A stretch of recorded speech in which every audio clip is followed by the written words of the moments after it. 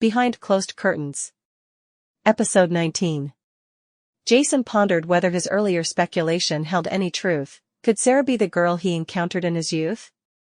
Prompted by this notion, Jason delved deeper into the dream, inquiring about Sara's feelings regarding it. Sara admitted to sensing that something significant might have transpired during her childhood, yet she struggled to pinpoint it. Jason suggested that Sara confide in someone close to her, like her mother, divulging all details and emotions associated with the experience. Curious about Sara's potential reaction, Jason asked how she imagined she would feel upon uncovering the truth.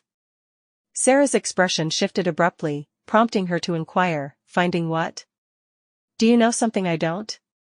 Jason reassured her, expressing his skepticism regarding the dream and his concern about its potential impact on her present life if indeed something significant had occurred in her past.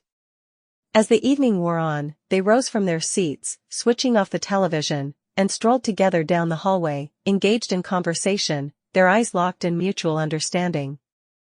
Pausing outside Sara's room, Jason leaned against the doorframe, observing as Sara's cheeks flushed with a hint of embarrassment before she retreated into her room.